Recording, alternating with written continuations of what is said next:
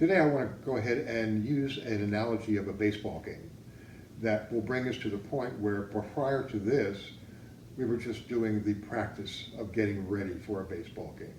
And now this is the critical thing of getting into the game, all right? And I'm going to use the bases as a methodology of moving forward. First base, honestly, is actually finding the prospects that you want to speak with. These can be friends of yours or people that have been identified during the feasibility study.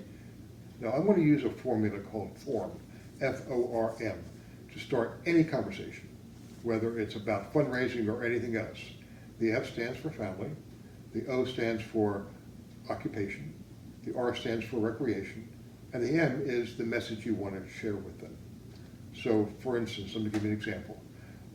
If I call you up on the phone and I start a conversation with this because you're a prospect. Tom, this is Mark Traeger. You don't know me personally, but we have a mutual friend, Bob Smith, who has suggested I get in touch with you. I'm involved with a nonprofit organization whose story and needs I think are quite exciting, and I'd like to inform you about. Can we get a time on your calendar over the next week or so for us to get together over coffee or whatever is comfortable for you? So at that meeting, which is now second base, I'm going to go ahead and find out, Tom, have you been living here for a long time in the area here, or are you pretty new to the area? Great. Well, I've been here for about 15 years now, and it's an exciting town, and everything is just really, really incredible. But I understand that you're an attorney, which is a great profession. I really love that. Is it something that was part of your family? Is that how you got into the law? No, you're going to tell me a little bit about that and so forth, and I'll tell you a little bit about my background and so forth. I said, what's interesting, working every day, 8 hours a day or whatever it is, it can get tiring. So I think having time off is really, really critically important for all of us to do. So what kind of things do you do, Tom, to relax and recharge? Well, Mark, I like boating, and I like this. Do you really? I love it myself. As a matter of fact, where do you boat? Or where do you bicycle? Or things like that, to kind of build a bridge of commonality, if you will. And I say, Tom, the reason I'm here today, quite honestly, is not to ask you for anything except your advice and your help in understanding about a program that I'm pretty excited about, and I wonder if you might be as well. I'm associated with the XYZ nonprofit organization. Maybe you know about it, maybe you don't. But the work that they do is really critical here in the community. And they are looking for ways to create more awareness about what they do and to build some synergy within the community.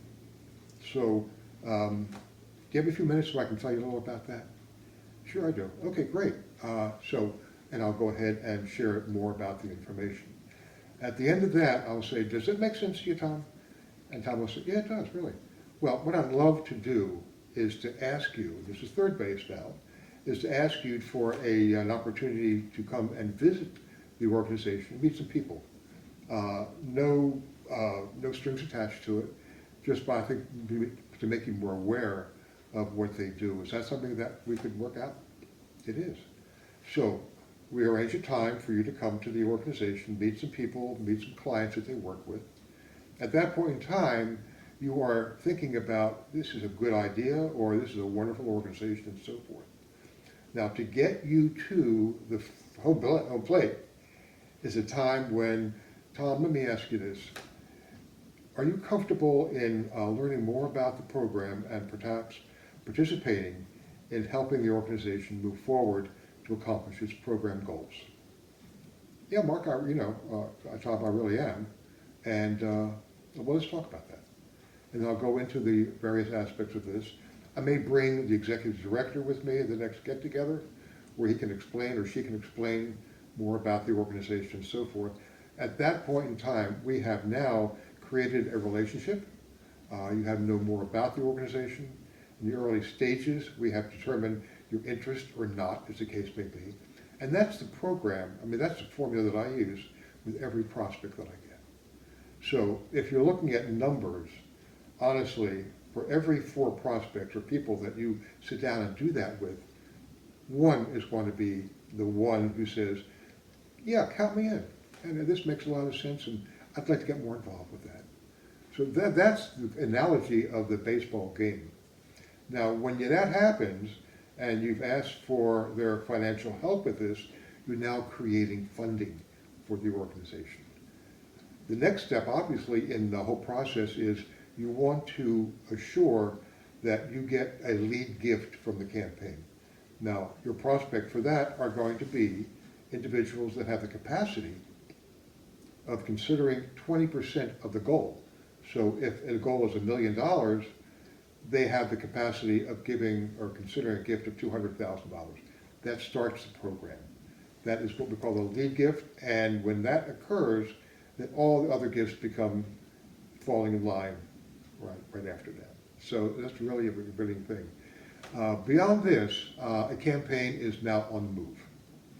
And it's now the time to really bring it out to the community through marketing, through promotion, through either media or whatever have you, that creates a larger group of people who have and shown an interest in the program because you've now brought it out. You've shown it's already in the process of being successful, but you've raised the first major gift to the campaign. Now, all campaigns are not like smooth. They have their ups and downs and so forth and so on. And sometimes you reach a point where things just seem to stop, where money starts to come in as fast as you want to and so forth and so on. And that's when you have to begin to get creative in how you recharge the campaign. Now, interestingly, I can go into more detail about that, but let me encourage you to read that chapter in the book that explains more about that. I hope that's not too blatant of a promotion about the book, but I really do think that's important. Thank you for watching. If the information in this video is useful to you, please give it a thumbs up and comment any questions you have for Mark. We invite you to subscribe to the channel and be sure you tap that bell icon to get notifications when Mark adds new videos. Mark Traeger has created a special personalized fundraising readiness audit. To get your free copy or to get a copy of Mark's book, The How and Wow of Fundraising, simply go to howandwowbook.com.